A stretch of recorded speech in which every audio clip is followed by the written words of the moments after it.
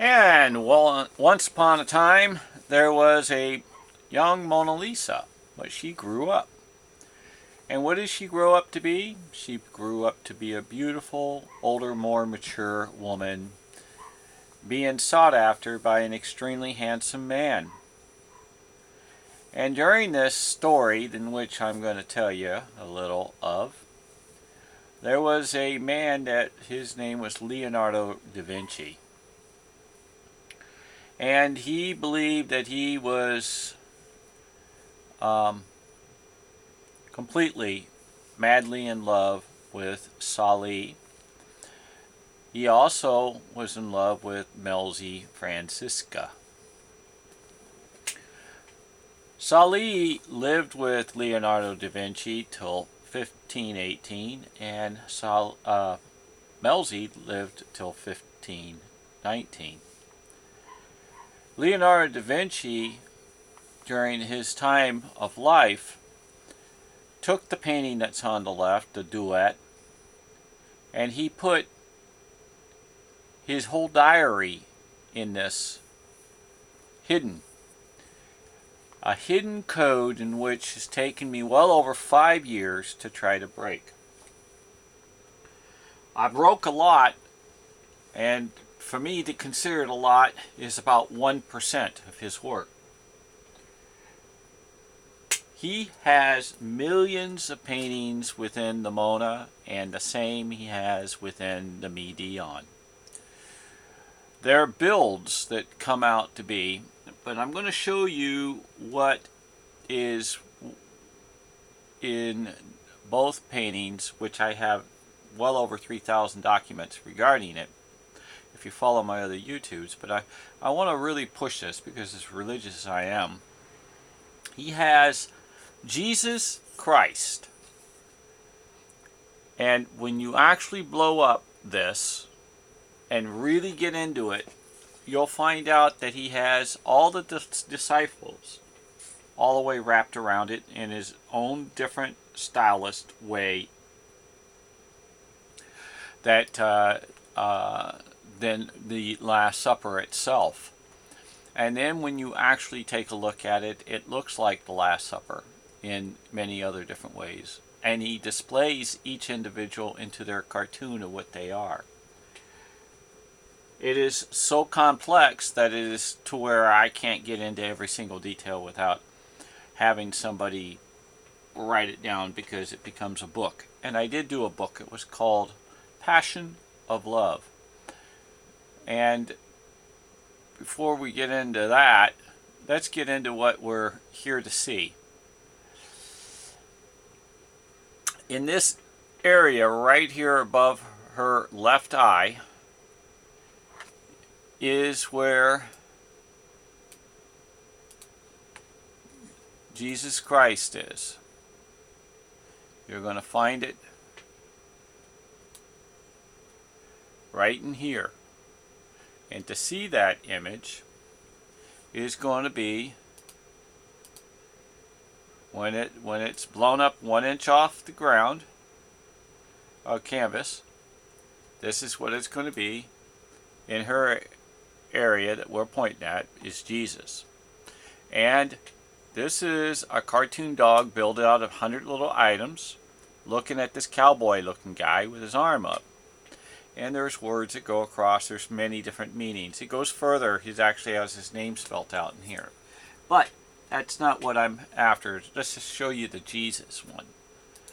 Now this is a well-known icon that I call the skeleton head. And out of that skeleton head,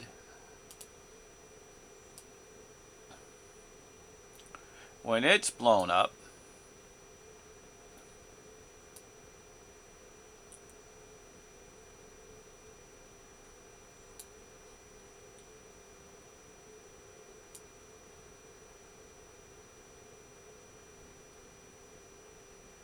very difficult.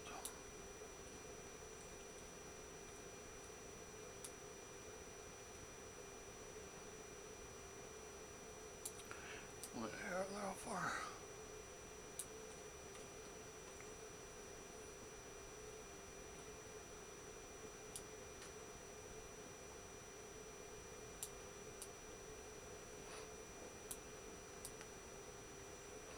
becomes this image, which actually, when you flip it upside down,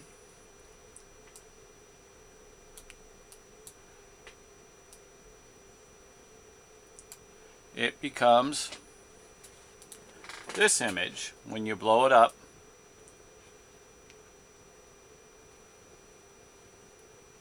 And if you take a real good look at it, there's a man's face here, the body, it goes across. Also, looks kind of like it has a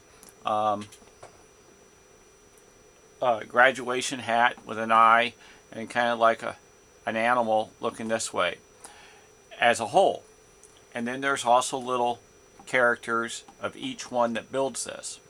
That's what he is. He is a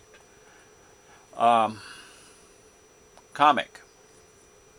He does comics that turns into portraits. So we're going to take this image and we're going to overlay this image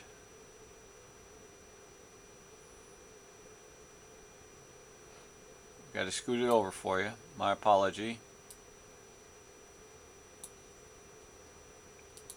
Okay, you see, I put this right over.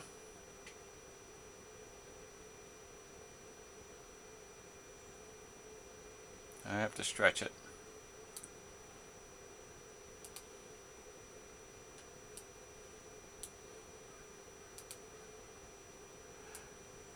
It won't go transparent otherwise. There. So I have to, I did it in reverse. That's the reason. So let me slide that up. There it is. Perfect match. 100% perfect match. Now if you ask yourself, I see this, which is Jesus Christ. Why don't I see the dog and the cowboy man? You do, but you don't see it very goodly for the reason, and again, he hid it. Because when you take this and you slide this down, there's his image in dark. This is it. And what he did is he kept overlaying. So if you connect the dots, it's the same character. So he's very, very, very tricky. If you want to see, you put this up again, okay, and you see this, right? Now you pull this down. You see this darker section, okay? You pull this down. You can see how it flows. Not completely, because he shades it in again. But see, his work goes, it's going to get real tricky. If his work goes to where if you take this image and you lay it right over the top of the doggy, he makes his images to where he can make them always into the same item. So the one item that he has is the same as the other item you see in the distance, and that's why you follow it. And that's why it moves across the room, because it's the same image, but in a different frame of style. Okay, so now we have this. Okay, are you ready for this one? Do you see this guy, bald, with his nose aiming down? He's laying like this. Here's his feet. He's flying. You see, he got the waves flying? Watch. So I put him back up here over Jesus. Okay, and then I pull him back down. Okay, here's his feet. Here's his head. Here's his body. He's right there over the top.